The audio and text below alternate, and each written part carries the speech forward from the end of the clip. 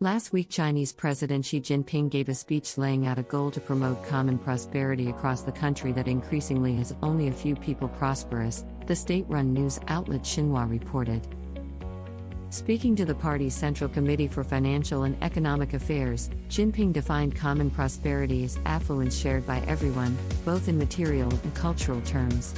To achieve that goal, he laid out policy objectives to adjust excessive incomes, increase the size of the middle-income group and clamp down on illicit incomes in the name of social fairness and justice.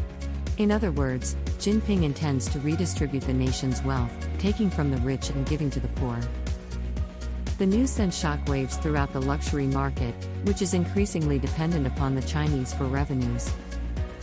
The Wall Street Journal reported that a massive sell-off of LVMH, Kering, Hermès and Richemont stocks resulted in the loss of $70 billion in market value in the week following Jinping's speech.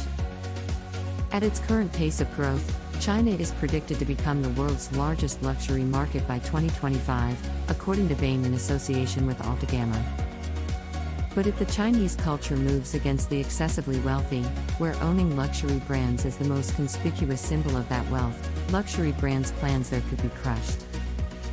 Jefferies, the investment firm, was quick to point out only a small number of very wealthy individuals are in the government's crosshairs, some 110,000 people.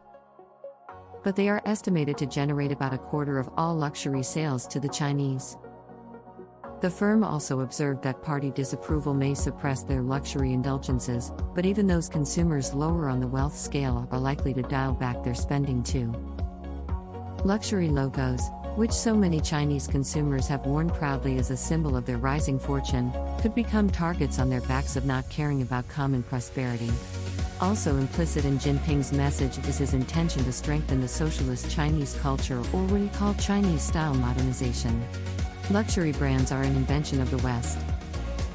They represent Western meritocratic values that directly oppose the stated socialist policy of prosperity for all. It is hard to see how keeping the Chinese borders open to more imported luxury goods will serve his goals. In recent memory, the Chinese government moved against luxury, specifically gifting expensive luxuries to government officials. Those anti-corruption policies set luxury goods sales tanking, resulting in a slowdown in the luxury market's growth from around 10% in the 3 preceding years to only 2% in 2013, according to Bain. But those actions only took aim at one segment of luxury purchases-gifts, not across the board, which is what is threatened now.